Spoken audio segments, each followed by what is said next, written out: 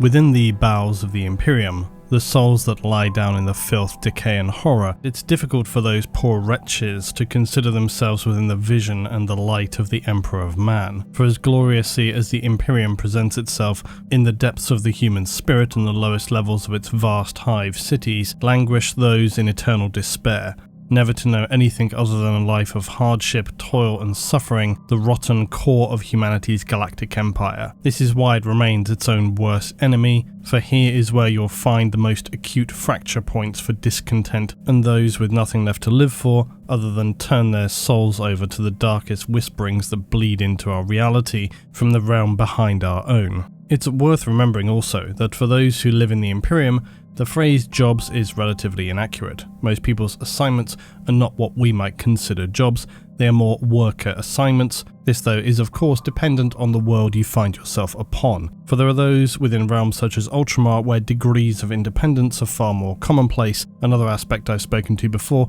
is that within the Imperium there is no standardized currency system in the sense of a currency used by all, including ordinary citizenry anyway. And to do so would be challenging if not near impossible given the distance, scale and instability of the Imperium as a whole. While many Hive worlds, for example, use ambiguously titled credits, individual systems may have their own localized currencies, and other feudal planets can even operate on a more basic barter system, supplemented with very rudimentary coinage. There exists a unit of value known as the Throne Geld, which is as close to being universal payment as exists. This is often exclusively used by traders, rogue traders, inquisitors, and other Imperial officials who travel between systems and sectors of the galaxy. However you end up being compensated for your services though, it's most unlikely that you as an ordinary pleb citizen would have a literal choice in the direction of your life. Upon most worlds there is little if any education beyond the basic laws to follow and how to operate machinery. Most people live with passed down knowledge on how to survive as a human in the most basic sense. And those humans in the eyes of the Imperium are merely flesh matter. They are unimportant dust motes in the grand scale of the Imperium, and you are as much a raw material asset to the Imperium as much as is ore, ammunition or other consumables. So now let us continue to explore the true horror of 40k, for it is not the glory and service of the Astartes, it is the mind-numbing drudgery, the lack of hope, the acceptance of banality that is the true horror for humans in the nightmare that is the 41st millennium. Many welcome death when it comes, and others mutter about the madness of their own. The Imperium directs its rage and fury outwardly to the Xenos and the Heretic, but it is much to blame for the extreme levels of suffering inflicted upon the many trillions of ordinary citizens across the entire galaxy, as much as those who would seek to see it permanently obliterated. If you yourself were here, how would you serve? What role would you see yourself in? If you have a worse 40k job in mind, as always throw it in the comments and maybe I'll include it in a part 3 of this series. So then, the horror.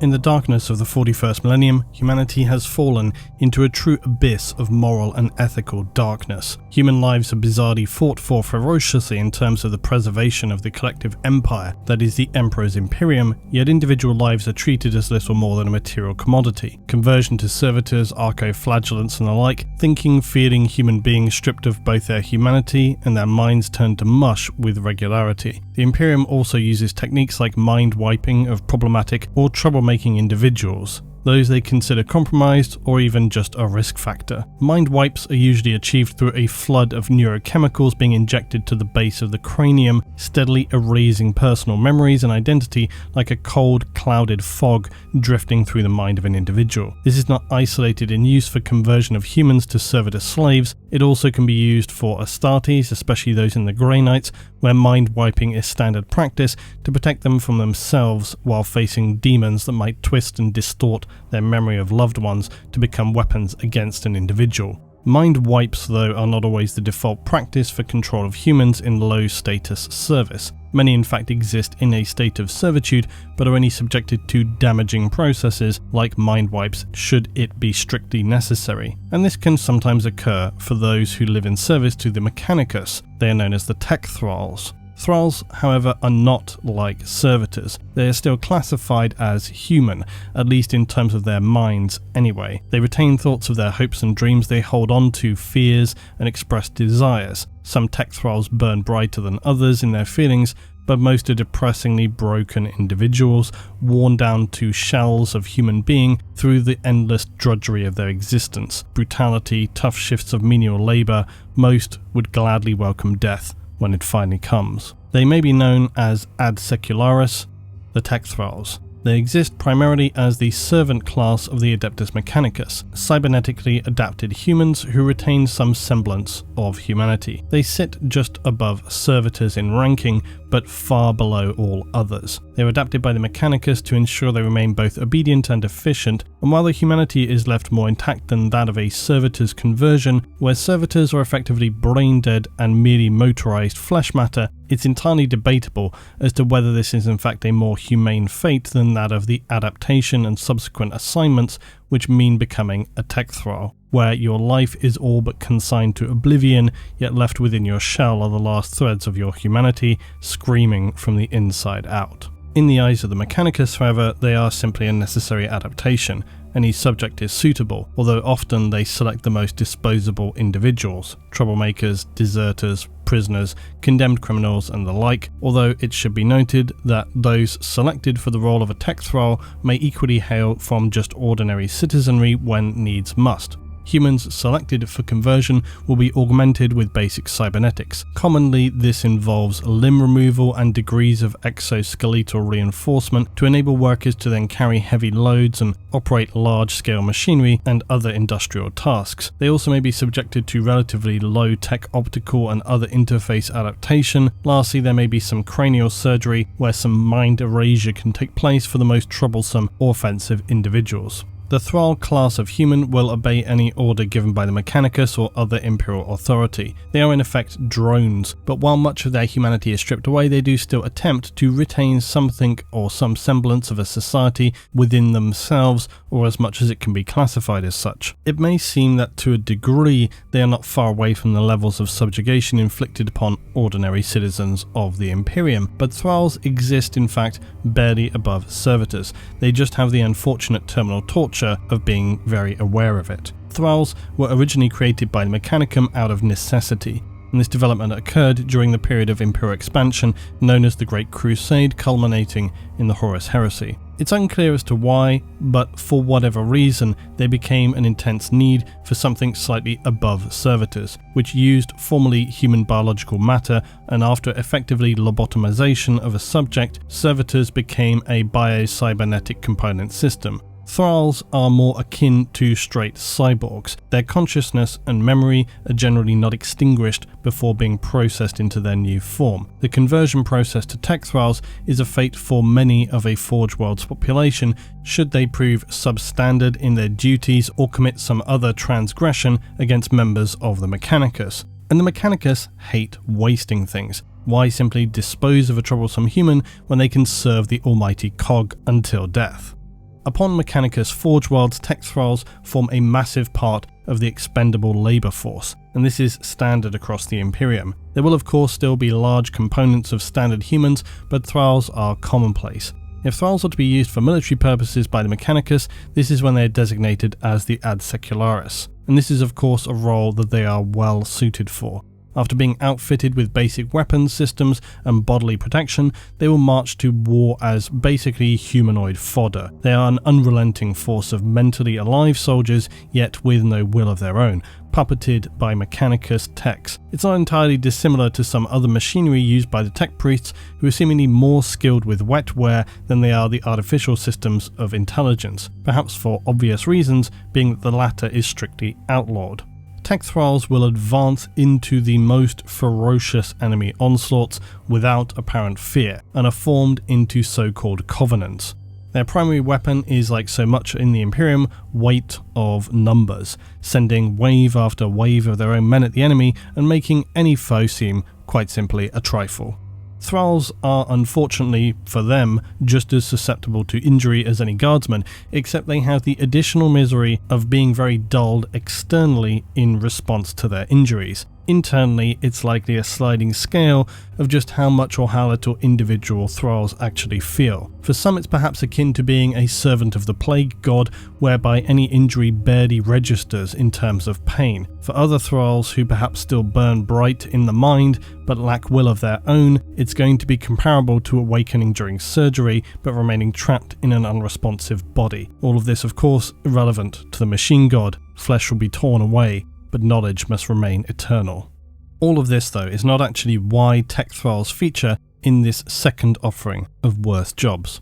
The reasoning for their inclusion is that no matter their service record, longevity, or otherwise general usefulness, the ultimate fate of any tech thrall or Adsecularis is to be recycled into servitor components. Their augmatic implants will be harvested for continued use. There is no hope for them other than remaining a defective inferior being in the eyes of the Mechanicus and general humanity. They exist as the condemned and the despised. Death is a release when it comes, until they, of course, enter the realm beyond. Now, also allow me to immediately contradict myself, for there is one other notable class of Adsecularis, but it is a very minimal class, generally speaking. These are the Titan Adsecularis. Can you guess to which role they're assigned?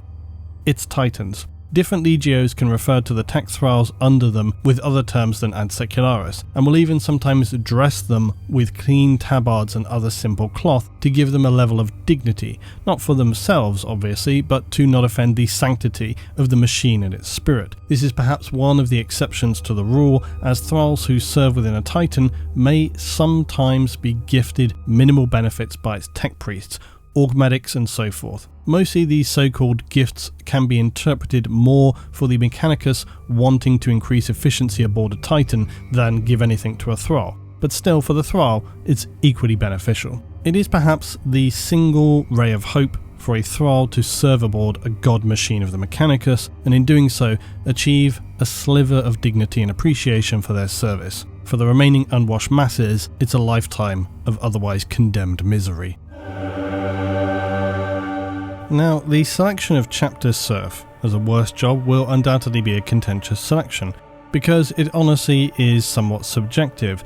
In many ways, serving as a serf for the Astartes can only be seen as the highest honour, and any service to the Imperium and the Emperor is a glorious duty and one to be held with immense pride, not to mention the fact that serfs are generally well treated, in relatively safe environments, also educated above ordinary humans who live miserable trudging lives in Hive cities around pollution, disease, crime, and most often abominable conditions. Serfs, on the other hand, will live within chapter monasteries of Astartes, surrounded by glorious sculptures, artisan works, and of course on a daily basis serve firsthand those who are the descendants of the Emperor himself, in a manner of speaking, give me a break.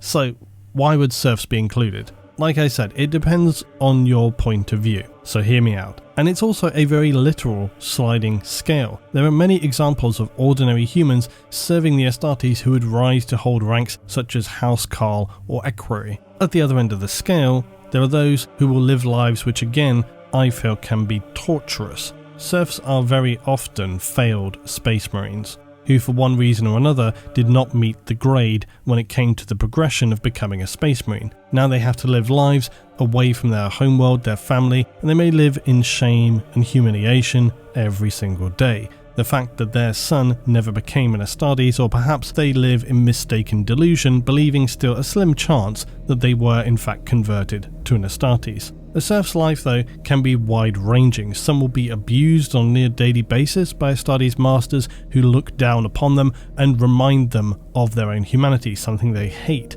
They will throw continual demeaning shame toward them at every opportunity. Some Astartes chapters, and especially those who would fall into darkness during the heresy, like the Death Guard, would punish serfs with brutal physical penalties for minor errors in service. Unsurprisingly, the Iron Warriors as well. But for many serfs, the daily existence of being permanently reminded of their failures, yet simultaneously knowing they must continue to serve the Emperor, is something of a bizarre torture. Yes, they are rewarded by the mere ability and glory of serving the Astartes, but the continual personal humiliation of knowing they just lost out, or they didn't make the cut, never ceases to burn inside. Some serfs, though, will make actual close friendships and bonds with the more reasonable and forward-thinking Astartes chapters. For those though that lean toward the edge of acceptable practices, existence as a serf can be a daily trial for survival, punctuated with broken limbs and other intolerable punishments. Like so many things, it's subjective and relative. All humans position their outlook from their own place relative to others, and while it's easy to say, well, look at that poor sap cleaning the drains from a toxic spill in a hive basement, sure, a serf has it better comparably. For a serf though, such thoughts will be a cold comfort, while their Astartes master is belittling them for the 1000th time, being made to endure some long-lasting physical trial to prove their continued worth and any other daily misery that they may have to endure. For serfs who find themselves in that position, suddenly the life of an agricultural worker might seem quite appealing. Is a chapter serf a worse job? Possibly. But it's really the luck of the draw. For the lucky ones, it's a life of honoured service and a glowing pride deep inside that they held an opportunity to continue to serve the Emperor despite their own shortcomings. For other serfs though, it's a lifetime of personal reminders that when it came to it, they fell short, and this is then permanently reinforced daily with physical punishments atop. In many ways, their brutal trial to become an Astartes never truly ended, nor will it ever until they succumb to the conditions of living on a freezing battle barge or an Astartes master who cast them aside without remembering to control their strength on one particular day. For all who serve the Emperor, only in death does duty end. So next up, another straightforward one. It's likely fair to say that mining throughout human history has been one of the most challenging and dangerous professions, and unsurprisingly in the 41st millennium, for humankind little has changed. Of course, for some planets in the Imperium, this means actual cities being built underground, such are the scale of the operations. This means that for many a lifetime will pass by without ever having seen the light of the surface again. The concept of day and night will no longer exist as they live in a permanent state of darkness. Safety measures will be variable at best, and again, like most things, it likely depends on the kind of overseeing governorship you're working under. For planets within realms like Ultramar, your chances of having basic equipment are going to be better than that of a backwater planet with a tyrannical governor who cares about quotas and coins. Imperial miners are condemned to a life underground, as any exposure to the outside world with the light will be detrimental to their vision. Their lives underground, even with respirators, will ensure they spend their earliest days breathing in air saturated with fine particles, leading to many respiratory illnesses and other complications in life, meaning high mortality rates in the populace. Of course, that's even before you come to the possible dangers of cave-ins, other collapses, machinery malfunctions, and other explosions of poorly stored materials. It's a very dangerous life, but like most human societies, the positives will be in the people. The sense of collective effort, worth, and community are what enable Imperial mining communities to function. Plus, of course, the ever-present overseers who exist at nearly all levels of industrial Imperial society. Slack in your work, negligent, you'll be facing punishment physically or prevented from working potentially permanently, which for many Imperials is effectively a death sentence by any other name. Plus, of course, there's always the enjoyable risk of tunneling into a cavern and disturbing a nest of ambuls. Ambuls, those heavily armoured insectoid creatures that have sharpened claws for digging through straight rock itself, plus of course enabling them to effortlessly impale and bisect any prey they track and come across.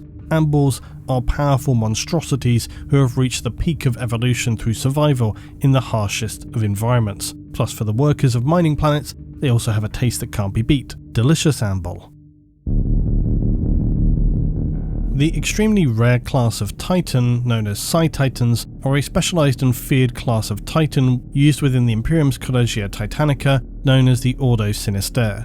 Their weapons are known as Sinistrum, a term given to designate weapons which will artificially amplify human psychic power, but potentially risk consuming the psyche themselves in the process. The Emperor had used such things during the Unification Wars with enslaved psyker covens, and of course now does so on a daily basis for himself. The key to a Psi Titan is its so-called Siracrux Anima, and this is the piece of technology that enables one of the worst jobs for a psyker to be assigned to. Although it's not far off serving as a battery for the Emperor, but at least in doing that there is some spiritual glory to be held, or at least those who serve the Emperor console themselves by telling this half-truth. Unlike a standard Titan, Psi Titans contain psychers surgically locked into the machine itself. These psychers are believed to have been placed within these Titans either as punishment for crimes against the Imperium, or at their own behest to allow them to become part of something more and help alleviate their own personal torments.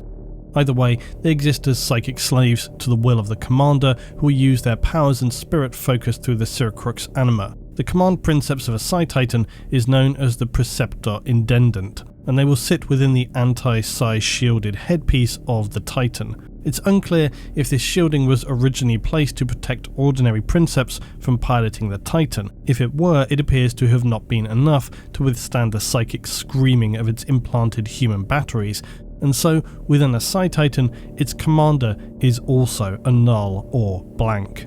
And this is another reason as to why the Psi Titans are astonishingly rare. Their pilots are required to be both a blank and simultaneously capable of commanding a Titan. Across the entire galaxy of the Imperium, candidates that meet this criteria are going to likely only range in the numbers of double digits. Regardless though, the role for the damned psychers surgically bound to the machine will live out truly horrifying ends, and it's why Psi Titans are some of the most feared machines of war, because they literally are tearing the psychus soul and spirit apart, then focusing this into psychic beams to form its weaponry. A Psi Titan can project waves of abject fear, psychokinesis, biomantic leeching of life, and even temporal distortion, coming back to that time travel thing being confirmed in 40k.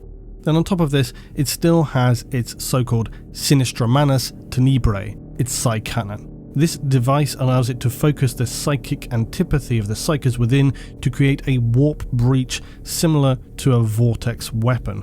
Meanwhile, its psychers are burned and consumed from the inside out, not entirely dissimilarly to how, as I said, they're consumed by the Emperor. The principle is seemingly very similar, and although the specifics of the technology are far beyond human comprehension, it seems logical that the apparatus of the Golden Throne Room and the focused distillation of psychic power from individual psychers into the form of a weapon must share some similarities. Psi Titans and their weaponry can engage and fight for as long as those on board can power them. So unlike conventional weaponry, Psi cannons can be fired repeatedly on and on until those on board are consumed and turned to literal ash. The psychic strength of the bound psyker on board of the Psi Titan and the strength of their soul are its only limitations. Now, the Militarum Tempestus are yet another example of a curious worst job. Is it so harrowing to join an elite force within the Imperium? The answer is obviously yes. But as with most things, it also depends on your perspective, not dissimilarly to the role of chapter serfs. Tempestus soldiers are high-tier Militarum warriors, and those who serve within this elite force are indoctrinated in the Imperial Creed from youth.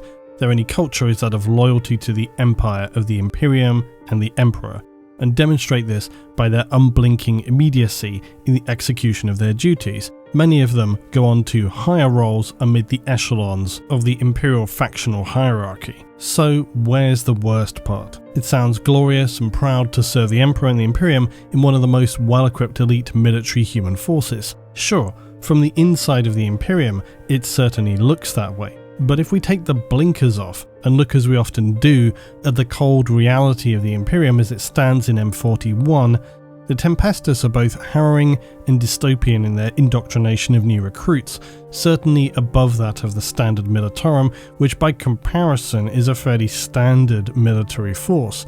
The Tempestus lean toward the extreme mindscaping of individuals, and it is not as much the Tempestus themselves, for they exist as something of a middle stage between early indoctrination and higher service. And it is this early process which shows us how the Imperium controls and breaks down its citizenry in service of the Emperor, through rigid, brutal indoctrination from near birth, surrounded by a world and culture that refuses to accept any other view and actively destroys all others with extreme prejudice. So yes, being involved in that process is a worst thing.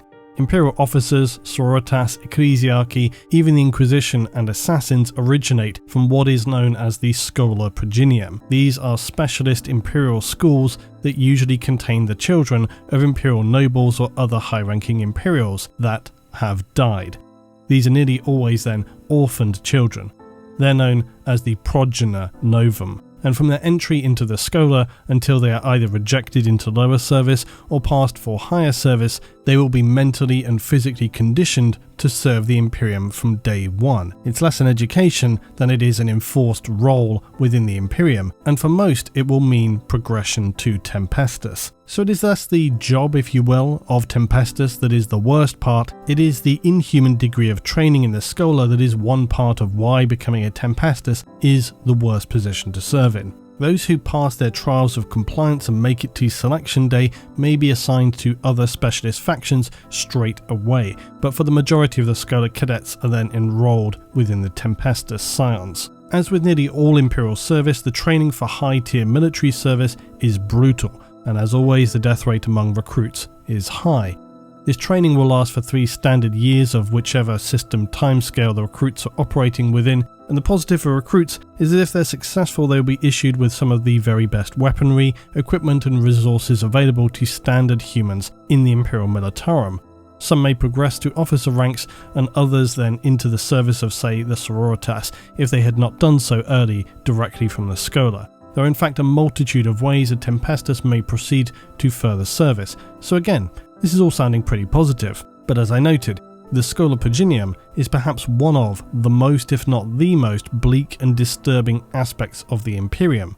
Its entire purpose is to strip away identity, to homogenize, break down and rebuild the orphan sons and daughters of the Imperial elite, to erase their culture, their family ties, their believed loyalties. Sometimes this is done quite literally with forcible mind wiping. It has even been speculated that on occasion a child which demonstrates suitable qualities for enrollment may be taken while its parents are still alive. This is of course entirely standard and general Imperial behaviour, and likely occurs with little if any subtlety. Parental protest would only be dealt with efficiently by Imperial arbites or other ecclesiarchy enforcers.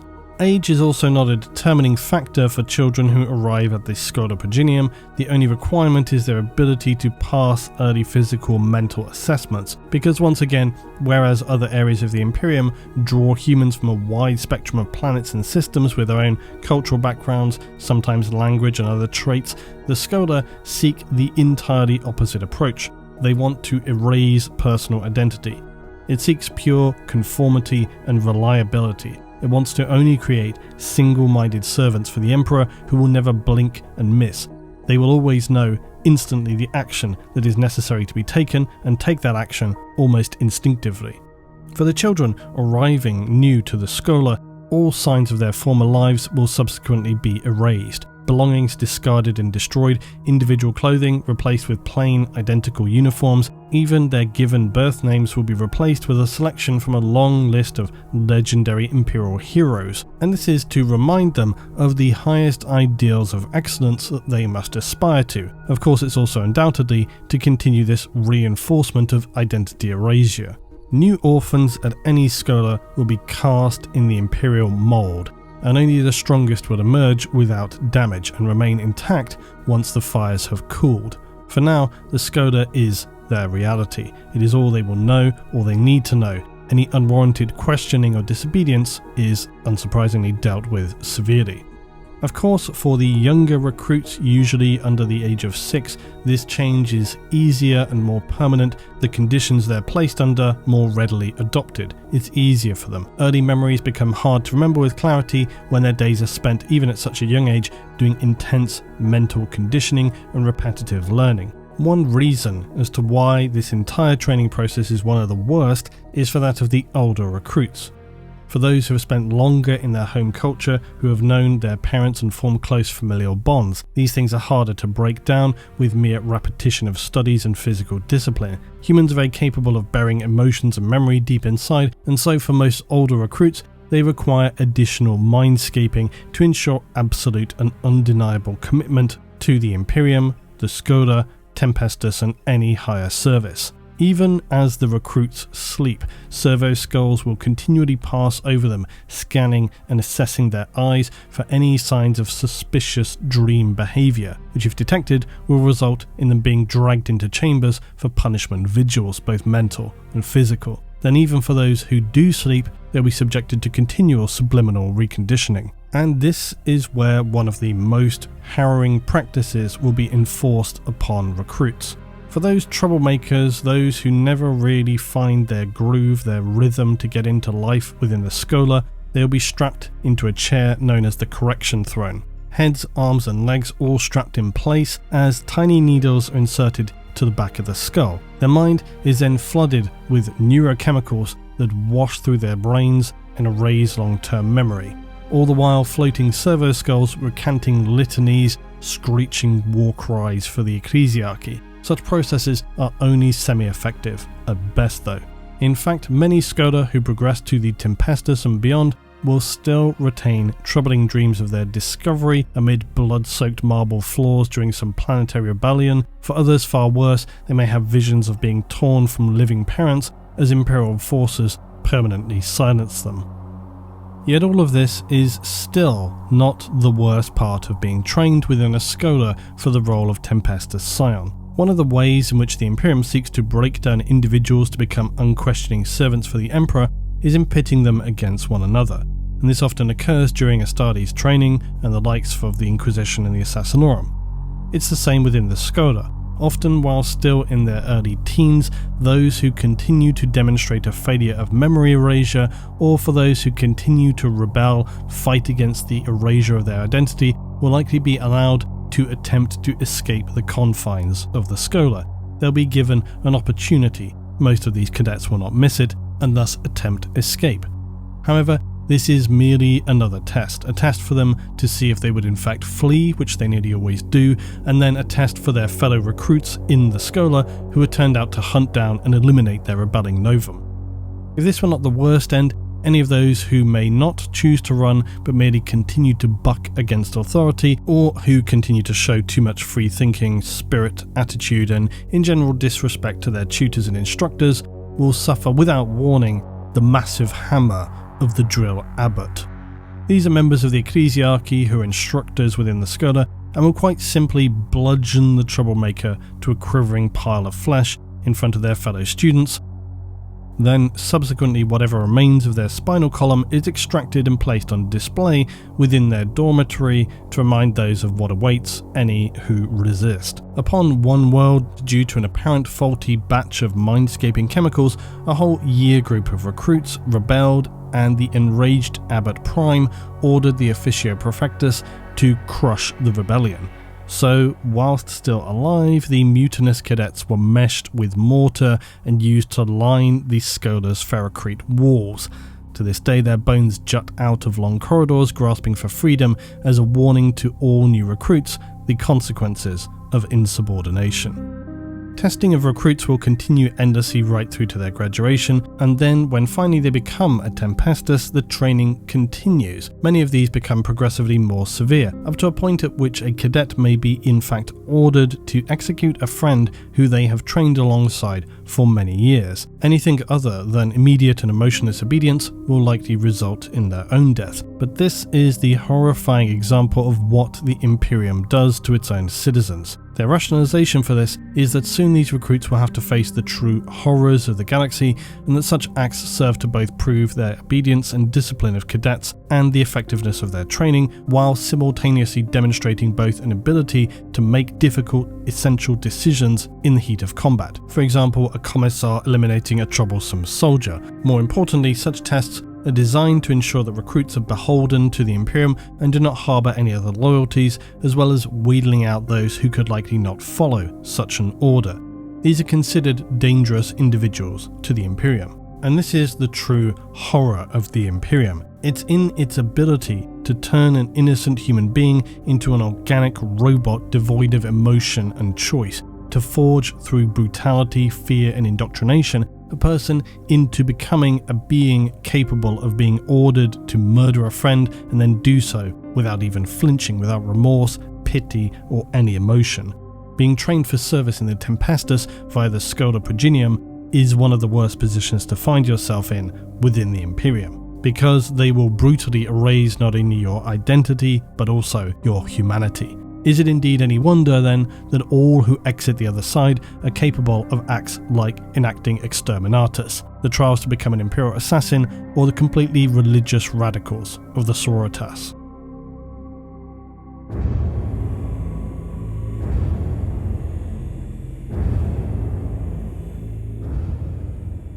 The role of naval bondsman came up as a suggestion many times, so I felt compelled to talk about it in this video. However, it is relatively simple in its explanation compared to so many others, for not every crappy endpoint of Imperial life requires vast exposition. Sometimes it's a shit job, and that's the bottom line, no explanation necessary.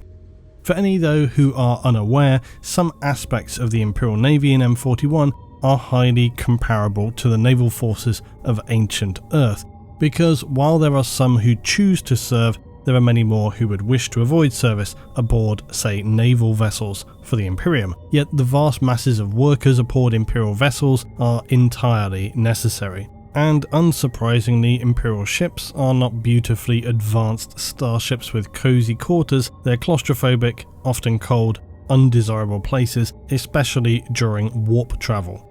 Life for these workers is, like so many of the worst roles, harsh, unforgiving, short-lived, and completely alien to so many ordinary humans. These are the so-called indentured workers, having been press-ganged from any number of Imperial worlds, feudal, hive, industrial, penal, and so forth. If serving the Imperial Guard meant never seeing your family or home again, it at least meant you'd be getting something of a positive send-off. Serving in the Imperial Navy for many means being dragged off in darkness to no sound other than yourself being bludgeoned unconscious. Of course, the Imperial Navy does not rely singularly on such activities for its crew. It also has plenty of regular signed-up voidsmen. But because the indentured crew who live down below and primarily are occupied with heavy, dirty, dangerous occupations and fed meagre rations, often death can be a steady force of attrition, and so ships will steadily also need to bolster their numbers of bondsmen. Perhaps as a result of active conflicts, or equally just natural wastage. Commonly, this will mean a few days spent gathering maybe 1,000 citizens from Hive worlds that it's fair to say no one will likely miss, or depending on the fleet and the world, it could be tens of thousands, even hundreds of thousands. And dependent on the Hive world, again, you might not actually miss those people. I would speculate myself that it seems reasonable ships may even communicate ahead to Hive worlds to enable law enforcement to round up undesirables and prepare them for transport to the ships. Many of those who are dragged off in the night or arrested for their crimes will be placed into some kind of mass stasis, and by the time they awaken they will be already in the dark void of space. Their only alternative option at this point is death at the hands of armsmen. These are essentially the enforcers of naval ships.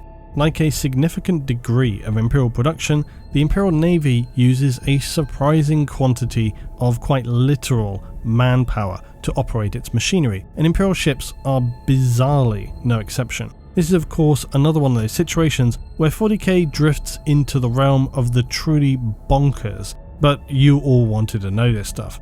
So aboard ships of the Imperium, macro cannons, which you see as those gigantic main cannon of Imperial starships located all along the sides of the ship, are loaded and fired through nearly entirely manual labour, which is mad.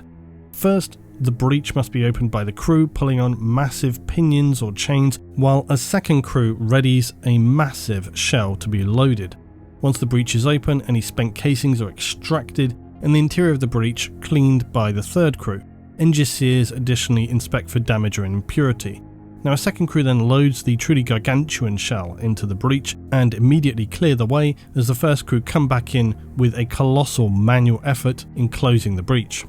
Once the breach is closed and secured, the crews are ordered to assume their set stand down positions as the gun is ready to fire and the loading cycle starts over.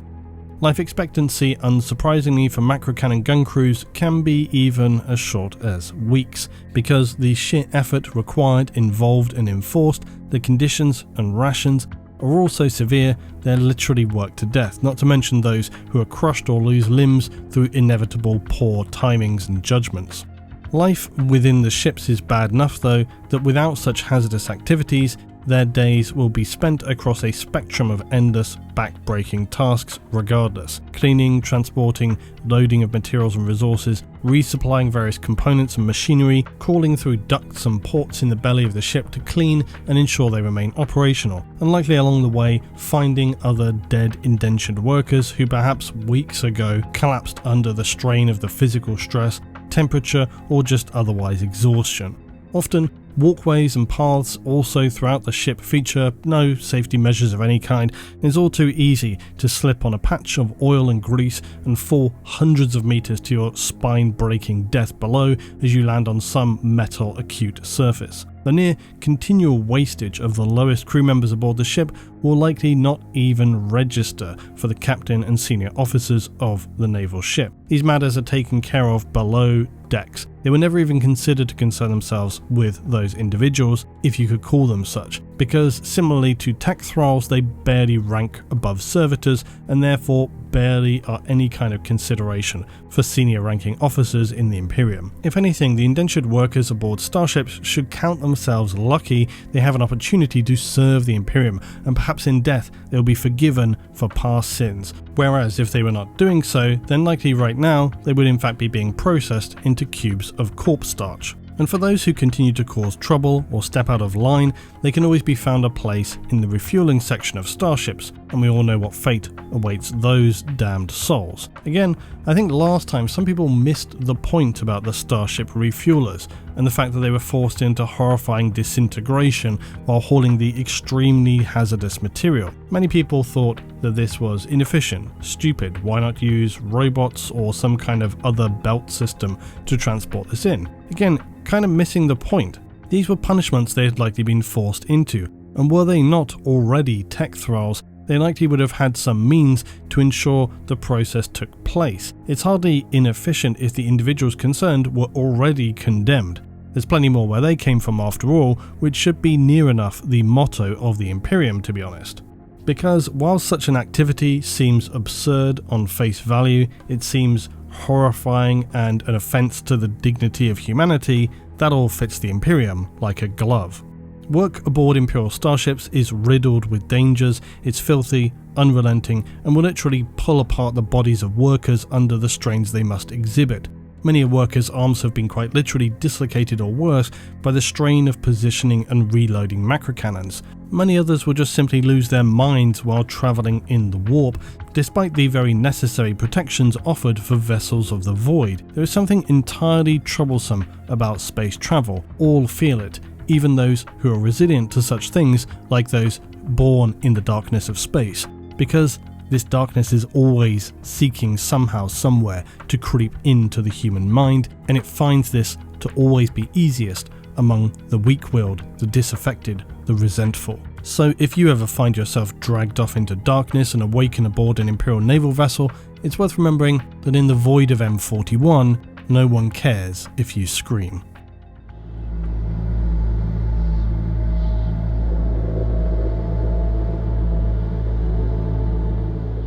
Now, this was a job role which I think undoubtedly exists in 40k, but essentially for obvious reasons there is little if any actual description of it. So I want to note that this is a job role that we should regard as being speculative in the Imperium. I think given the nature that we know of the Imperium, they do not in any way shy away from using humans in place of machinery for basic tasks, and for whatever reason, so many people wanted to see this as a listed worst job. So it felt fine to include it here. But in terms of an industrial, chemical, toxic waste sewerage worker, what can you really say? What can we ourselves speculatively imagine about such a role? Well, like I said, it does stand to reason that on some Hive worlds, if not many Hive worlds, many industrial worlds, or even industrial sectors of Hive worlds and so on, there will be those poor souls left to a life of breathing extremely toxic materials, burning their hands in chemical processes on a daily basis, and generally unpleasant tasks, having vastly shortened painful lives as a result. This is pretty much the matter of course for life in the Imperium. And certainly of course being nothing of note for any Imperial overseers who will barely notice such matters. Similarly, for those tasked with crawling down into the depths of Hive cities, crawling through tiny vented sections, perhaps slipping to be then chewed up through some gigantic cog machinery, or the inevitable loss of peripheral limbs, fingers and so forth. But for many people who wanted to see this listed as a worst job, it seems that the simple thought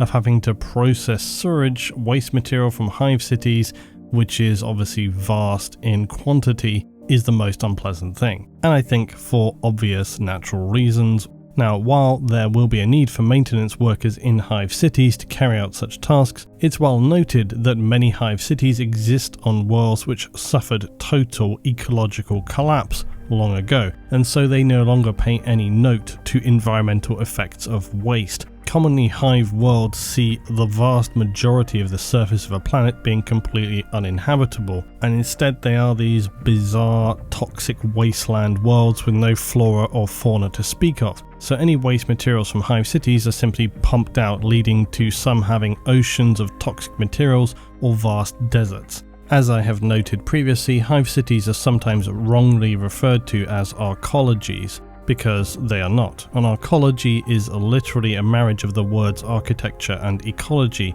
It means a designed space for high density habitation with a low impact on the environment and world around it. Hive cities are near the opposite of this. They have massive impact on planetary environments, or that the environment which does exist has been punished for so long that Hive cities' impact is now effectively irrelevant, and their design is usually at least partially organic in nature, only in the sense that it evolved as needs demanded, not literally organic. Essentially saying it wasn't built by a careful, planned, entire design vision. So the point being, while people may gravitate to imagining how awful it would be to work in the quite literal bowels of a Hive city, wading neck deep through waste to shut off valves that risked flooding entire sectors with toxic pollutants, or cleaning venting ports and sewage valves to ensure the hazardous wastes of a hive are efficiently pumped out into the waste and beyond, in actuality there are a significant amount of Hive citizens who exist already in such surroundings, and below in the underhive, likely thousands if not millions of people in very contaminated situations.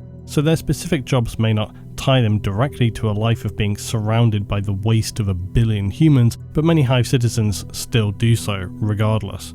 So the idea of an Imperial sewage worker is pretty awful, of course. Unlike those working in waste management of our modern world, for the Imperium it's more akin to the early and even late 19th century, where many homes did not have water-transported sewage systems, and so not only for workers that would begin eventually doing waste collection, but for citizens themselves at this time, risks of issues like typhoid, cholera, other gastric illnesses were near constant. So working in similar or worse conditions within a Hive city is very obviously a task most people would want to avoid, and so it's pretty natural many people would say that would be terrible to do in the 40k verse, because it's like being a normal sewage worker, but like everything else in 40k, turned up to 11, due to it being this mad dystopian parody of just how horrific things can get when the darkness of the human spirit is allowed to just run riot.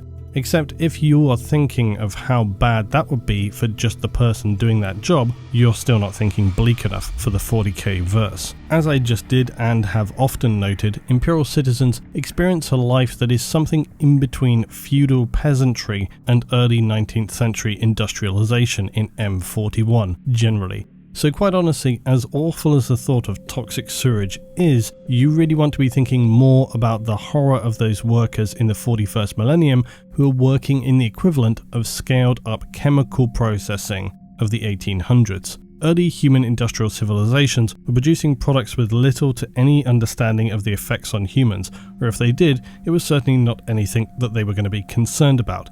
Acids, alloys, asbestos, cement, caustic soda, chlorine, copper, leather processing, lime, organic chemicals, phosphate fertilizers, many more things. Even power, like gasworks of the 19th century, were commonly documented as having a devastating impact on local communities and their environments, directly dumping toxic waste materials as well as saturating the air around them. One such community in London was eventually titled the Devil's Acre, and had gone from being a previously affluent community to a slum district, so poisoned that plants no longer would grow in the houses surrounding it. We can imagine that life is very similar for Imperial citizens working in such conditions, a permanent metallic taste in the mouth from toxic substances saturating what qualifies as breathable air, odours that cut to the back of the throat worse than any rotting putrid carcasses, and the worst potentially burning skin and soft tissues. Then there would be other ongoing health issues such as silicosis caused by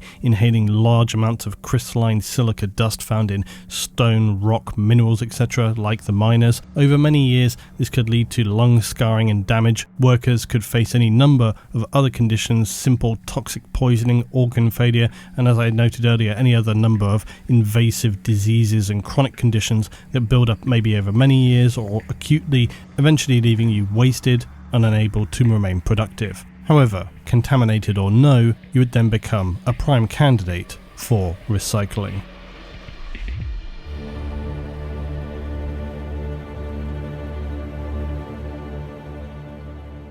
So lastly, we come to another unfavourable role, and that is the workers of Hive cities, so-called corpse guilds, producing those questionably desired but strangely addictive starch cubes which form a dietary supplement for billions of Hive citizens.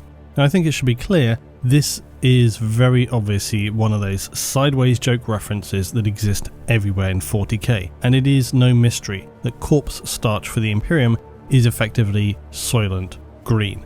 Now, sorry spoilers if you've waited until 2021 to watch a classic piece of early 70s science fiction, and I want to talk about that movie more in the Apocalypse series because despite it being regarded with comedic overtones, largely due I think to the ridiculous trailer which came with the movie, and the fact that Soylent Green appears throughout popular culture since, it is in actual fact a movie which deals with quite a bleak and dark dystopian future, which was very typical of early 70s science fiction, but sadly later was replaced by the likes of Star Wars, which ensured that the vast majority of the genre which followed would lean more in the direction of blasty lasers and less of that post-20th century dystopian social commentary. So it's very clear where corpse starch takes its cues from though, given that on Necromunda it's even known as Soylent Viridian, a subtle reference just keeping it nice and legal. The production of this falls upon the Mercantor Palladus or Corpse Guild. While Hive cities across the Imperium may operate under any number of different systems, a common one is that of the guild structure, whereby each guild effectively controls a specific task, profession or infrastructure. Now while it is a very undesirable task, something that is commonly forgotten when discussing the vast amounts of humans within any Hive city, remembering these commonly number in the billions, is the fact that many hundreds of thousands, if not even millions, of human citizens are born and die on a weekly basis, and there is a logistical problem of collecting and processing those who perish. It is quite obviously a task which is legion in scale. Also, considering as we just discussed the toxic environment of many lower sections of a Hive city, I always seem to come back to the 19th century and how it's comparable for Imperial citizens, and so it's reasonable for us to assume that within Hive cities, child mortality could often be anything like 300 within 1,000 births within areas subjected to such heavy toxification and pollution. But without those citizens who operate in the Corpse Guild, things could be much worse. The nightmare of body disposal would merely be replaced by the nightmare of widespread disease and contamination, even more than usual. So life for a member of the Corpse Guild is far from a desirable role, no matter though its importance. They will collect daily thousands of corpses within their designated sectors and transport them to be piled high within mortuary caverns, which are then steadily rendered down into the grinding machines, aptly named as corpse grinders. The superstitious and naturally short lives of Imperial citizens mean that those within the Corpse Guild are regarded fearfully by many who will lock up their meagre dwellings, leaving the dead neatly stacked outside for collection. Forget of course the fact that without the Corpse Guild, large numbers of the citizenry would quickly starve without the rendered down nutrient blocks distributed to the populace. Perhaps most interestingly, underhive gangs may even ally with certain guilds in exchange of course for appropriate compensation. They will form so-called corpse harvesting parties, because while the dead are processed to ensure the survival of the living, recycled meat is also noted as being vital to the survival of many hive worlds. So-called corpse prospectors will source materials for the corpse grinders, seeking out veins of meat and like so many of the undesirable denizens down below, they adorn themselves with decoration of individuals who live lives which wallow in the slaughter of others. Horrifying masks, inscribed rebreathers, and a whole tool belt of ancient surgical tools to quickly check on the value of their secured meat material and if it's worth disposing of or hauling back for processing. Now, while this might sound as if they're out for the daily human hunt, it's not quite that brutal, although I think it would be fair to speculate that this also happens. Instead, these bone scriveners may be seen scouring through the aftermath of battles, raking over the dead for their raw material worth. And then this, of course, is where the corpse grinder cults come in. While primarily identified as operating within the Hive city of Necromunda, it's more than likely that cults of similar identification exist throughout the Imperium. The corpse grinders exist out of necessity more than desire for their horrific activities, or at least at first. Their very existence now likely attracts those who desire the sanctioned activity of such horrors, and the nobility might prefer to refer to them as recyclers. The very role of working within a corpse guild sometimes leads to the expansion of so-called corpse grinders, because corpse guilds must always maintain their quotas. So for those existing within the darkness of such activities, those mandated to carry out corpse collection and acquisition of the raw materials for corpse starch, there are those who steadily will lose their grip on reality, perhaps to no surprise, into the waiting arms of the dark gods who thirst for blood and suffering. It wouldn't be fair to say that the officially sanctioned corpse guilds are anything comparable to these corpse grinder cults, where one acts out of necessity to efficiently process the dead. The cults seek fresh meat to redistribute among its followers, or use it as a means of a specialty mystery meat to tempt others who they might bring into following them. What does seem apparent is that the line between officially sanctioned necessary disposal to ensure survival of the Hive and wildly heretical human hunts seems to be a very uncomfortably thin line. When the corpse grinders of the corpse guilds push the boundaries of what is acceptable in fulfilling quotas for the guild, it's a slippery slope to butchery and worship of bloodthirsty warp gods. And so I surely feel obliged to say, is this starting to feel like sanctioned heresy enough yet?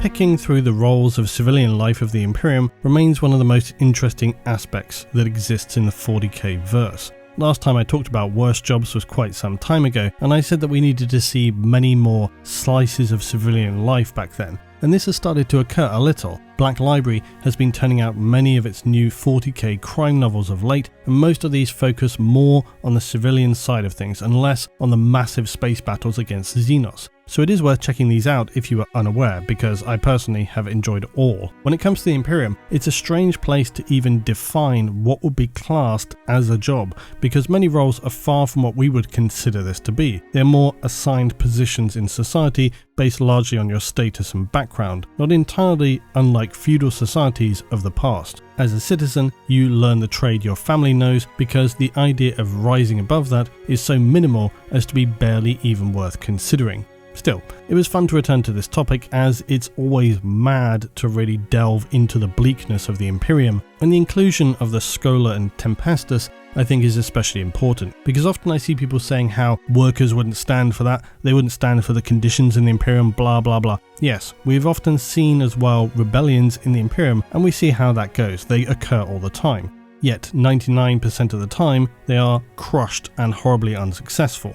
As I have noted all too often, the problem with rebellions in the Imperium is that they are as quickly crushed as they rise, and often so brutally that it in fact stabilizes a system for at least generations. This is precisely why the Imperium continues to turn out these brainwashed, mind-wiped, zealous followers of the Imperial cult. Those serving the Imperium are not merely individuals who thought, you know what, this is the best way forward, although there are plenty of those to be sure. Any, though, existing at these higher positions other than drone plebs will be completely indoctrinated into the Imperial way. They are not merely people who just follow orders because it seems to be the right thing to do. No, it goes way beyond that. They are more akin to something like Kaiser Soze. He kills his own family in front of their captors just to prove his willpower.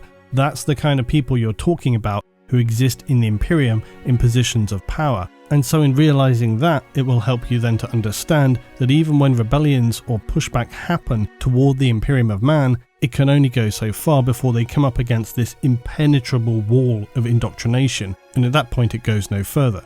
And it's this that is the nightmare of the Imperium. It's not what they are facing out in the galaxy, it's what they are facing within themselves. It's what makes 40k so captivating, only in as much as you marvel at the dystopian horror, the dark comedy of it being so truly insane. It's what sets the world apart from nearly all other verses as well. For the Imperium, there's no forward progress, no constructive thinking, no tolerance of any kind. It's a miserable, stagnating, horrifying, rotting empire that has largely created many of its own problems and exacerbated many more, and in trying to solve them, continues to make things worse and worse and worse. The Imperium of humanity in the 41st millennium is truly akin to the Heart of Darkness, Apocalypse Now, but on a galactic scale. The undeniable horror of the human condition, the darkness in the human heart, fully unleashed.